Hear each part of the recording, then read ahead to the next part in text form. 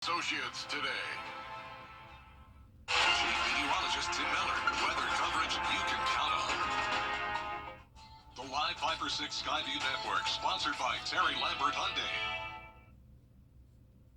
Well, it's here. We're tracking the rain this afternoon, and still from the Storm Prediction Center, we have a marginal risk of excessive rainfall. That means some heavy rain still likely across the area. A full look at your 5 for 6 forecast is coming up. Right now on News Channel 6 at 4 now that 2 inmates are back in custody and a deputy is at home recovering. What's next for Burke County investigators after an escape and manhunt? And a local high school student completes her first solo flight. We're learning more about the program in North Augusta that made it all possible. And a local brewery saying goodbye. Reaction to the Riverwatch Brewing Company closing. As your News at 4 starts now. Live from Television Park, this is WJBF News Channel 6 at 4.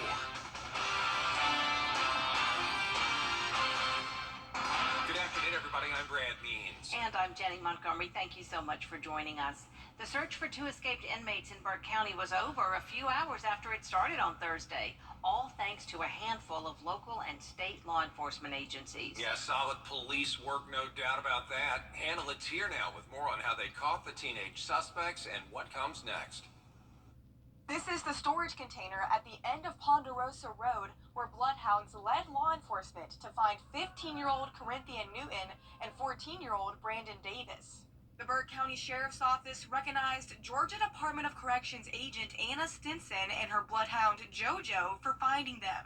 Agent Stinson wasn't available for an interview, but the department tells us its canines are trained to track humans, narcotics, cell phones, and explosives. The person who owns the storage container was home when the inmates were found. He says they trashed the inside of it and were found inside a Christmas tree box. Law enforcement tells us once the hounds got the scent, it was over. We knew where they went in at, and when the bloodhound got here, they went in the woods where we thought they went in, and they eventually picked up a scent. I'm telling you, there's some treacherous briars and trees in there. I mean, it's very thick. So it's impressive they got as far as they did.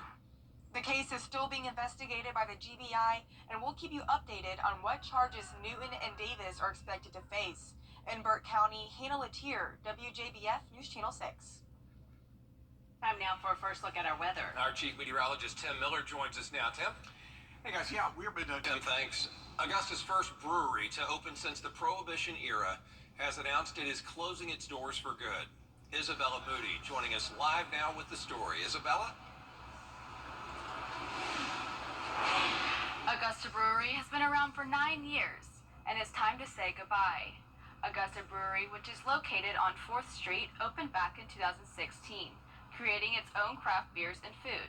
They were even able to make special brews during 2020 when COVID made a lot of businesses close. There are many fond memories people have at the brewery throughout the years. We've really enjoyed being here. We've enjoyed serving our beer to folks from Augusta and from around the world that come during the Masters. And, that's, I think, what I'm going to miss more than anything else is just the people. We have regulars who come all the time, but just getting to meet new people and talk to folks and find out about them, that's been great. You still have time to visit. The last official day will be April 19th, which will be their 8th anniversary. In Augusta, Isabella Moody, WJBF News Channel 6. Riverwatch Brewery certainly has been a popular place in this town. A big achievement for one North Augusta high school student. She's part of the school's aviation program. Graham Lee has the story. The aviation program took off a few years ago, but recently one of its students took her first solo flight at just 17 years old. Jalen Leda discovered her love for flying a few years ago, but it wasn't always what she wanted to do. Originally, I was terrified of heights, and then I just saw people flying, and I was like, that's really cool, and so I was like, yeah, I really want to do that. She joined the aviation program at North Augusta High School her freshman year. The school has one of 2 programs in the state of South Carolina. Travis Spears teaches the course. What they're getting in the classroom is all of the knowledge they need to pass an FAA written exam, which is going to be a big step in getting a private pilot's license. Leda used that knowledge and practiced with Augusta Aviation Simulator to fly her first solo flight just a few weeks ago. Chris Young was her instructor and says Jalen flew solo with just 17 hours logged. Which is really, great because at that point in her training, she is, ahead of the national average in terms of what we would expect for her to complete her pilot certificate at. It feels amazing. I mean, just knowing that, in the future I'll be doing this my whole life, and then starting now is a big accomplishment. Spears says he hopes Jalen's experience inspires other students to take their career aspirations to the sky. In Augusta, Graham Lee, WJBF, News Channel 6. Allendale County Schools is getting millions of dollars for school improvements. The district will receive $15 million from the Savannah Riverside Plutonium Settlement Funds. The upgrades will include floor renovations and a cafeteria makeover. All lockers have been removed to make way for comfortable seating along the hallway. They're also making changes to the front office area. You have to be buzzed in now, so it's safe for them to be buzzed in, but we want to create one additional place because sometimes parents have to wait in the foyer, so we want to have a waiting room for them. The district is also working on a performing arts center, which will be a first for the area. Groundbreaking will start soon. A bill that focuses on school vouchers in Georgia is one step closer to becoming a law. The school voucher bill will allow students to move from a public school to a private school or homeschool if they're in a low-performing school. Families can spend the money on private school tuition, homeschooling, supplies, therapy, tutoring, or early college courses. Some lawmakers and the Georgia Association of Educators say this pulls money away from public schools. Vouchers basically would allow you to get $6,500 and you'd be able to go to school of your choice, which would include private schools. And maybe in a place like Metro Atlanta, that might actually be beneficial, but it's not going to be beneficial in a place like Augusta and many of your rural areas. And that's why I think it's not surprising that Georgians basically have said that they do not want to use vouchers. They believe in public schools. They just want the schools to improve. Governor Kemp is expected to sign the bill. We are clearing up the confusion over real estate on the next edition of the Means Report. You may have heard the National Association of Realtors recently settled a lawsuit that focused on commissions. Well, we talked to two of the people in charge of Maybaum Real Estate to find out whether this settlement impacts home buyers and sellers. The plaintiff's attorneys and these plaintiffs are not wanting to spin the real estate industry on its head, right? What they want is more transparency, and they want the sellers to have the option to say, hey, buyer, you can afford to pay for your own broker. You need to pay something for your broker, not putting it all on the seller, right? Okay. Which they believe will reduce home prices and make it less expensive to sell your home. Okay, That's the whole idea behind it. John Cates and John Chambers do a great job of explaining the world of real estate to us. They also have advice if you're trying to buy or sell a home. Join us for the Means Report Monday afternoon at 12:30 right here on News Channel 6. Spring is officially underway and many people will start heading for the waters or lakes and rivers across the two states. Coming up, what experts say you should know to stay safe. Yeah, heading to the rivers, the waters, and the lakes, but not today because rain is falling from the sky and it is going to be with us for a while. Full look at that 5 or 6 forecast in detail coming up. Hi. Entry lawyers at all nines. More than 600 people died in recreational boating accidents in 2022, according to the Coast Guard. Here at home, local boating experts want to make sure you're safe on the water. Bria Smith has the story. With spring here and summer right around the corner, local kayak experts urge you to use safety first if you are going to go out on the water. Whether it's your first or 100th time kayaking or doing any kind of recreational boating, those who work in the field say it's important to recognize the hazard signs. Things like high waters and even calmer currents can sometimes pull you in towards a dangerous situation. So understanding all things kayak before getting onto the water is encouraged. Just understanding kayaking basics isn't enough to start getting into areas where there's current. You need to really gradually build yourself up to that scenario, or hire one of the guides. There's plenty of guides in this area. Outdoor Augusta's one, Savannah Rapids Kayak Rental is down here, Cole Watkins. There's several experienced people in the area. Go out with us on tours, start to understand. We'll talk to you about that kind of stuff. Local outdoor adventure companies like Outdoor Augusta do offer kayak training. To learn more about how, visit WJBF.com. In Columbia County, Bria Smith, WJBF, News Channel 6. Experts stress the importance of life jackets. Make sure all buckles are fastened and the life jacket is tight enough so it doesn't lift up over your head. Yeah, also stay hydrated, be aware of the weather, certainly, and most importantly, keep your life vest on and have fun. We'll be right back. I'm Attorney Jim. There's a new trend on TikTok where couples paint their partner and then reveal their work. Take a look now at some of the results. It's not bad. Okay, I'm not even gonna look at it yet. I'm almost scared.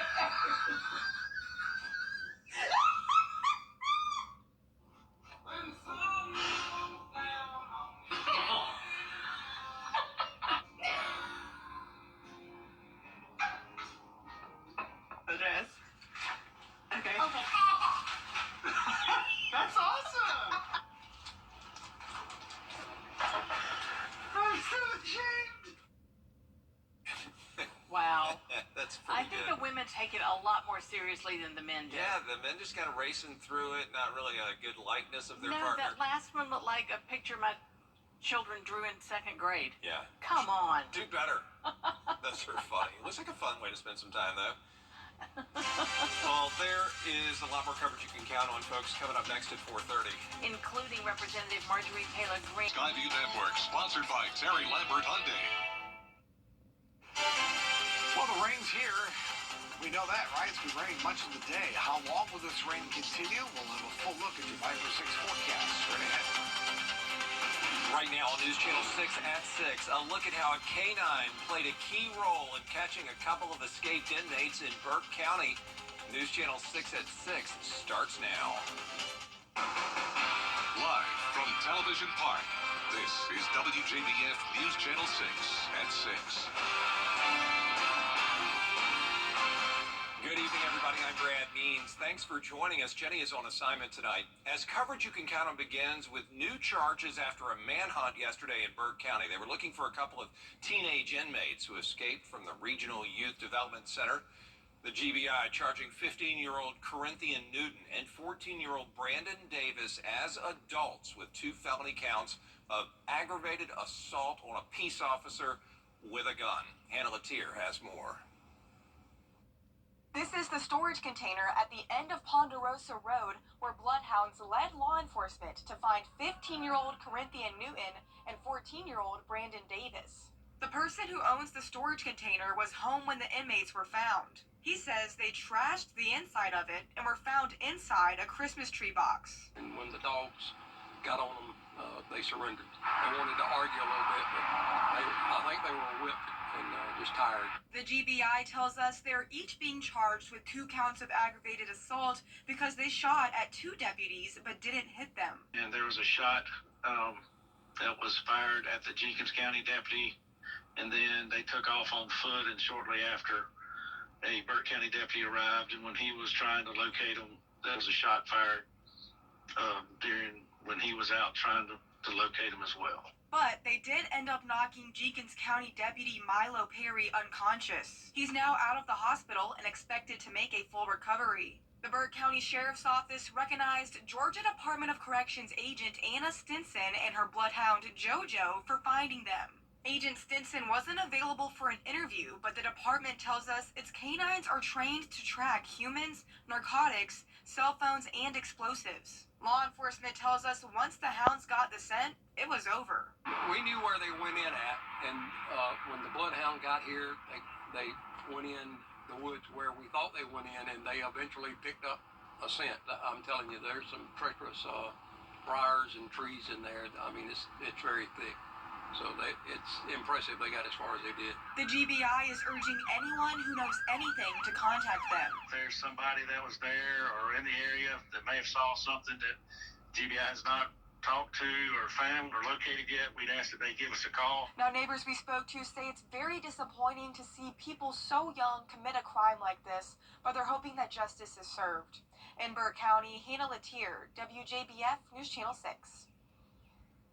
Our chief meteorologist, Tim Miller, joining us now with our first look at the weather as we head into the weekend. Yeah, it's been windcast in just a few, Brent. All right, Tim, thanks. Augusta's first brewery to open since the Prohibition era, announcing it is closing its doors for good. Isabella Moody, live at Riverwatch Brewery with that story. Isabella? Riverwatch Brewery has been around for 9 years, and it's time to say goodbye. Riverwatch Brewery, which is located on 4th Street, opened back in 2016, creating its own craft beers and food. They were even able to make special brews during 2020 when COVID made a lot of business close. There are many fond memories we will have at the brewery throughout the years. We've really enjoyed being here. We've enjoyed serving our beer to folks from Augusta and from around the world that come during the Masters. And, that's, I think, what I'm going to miss more than anything else is just the people. We have regulars who come all the time, but just getting to meet new people and talk to folks and find out about them, that's been great.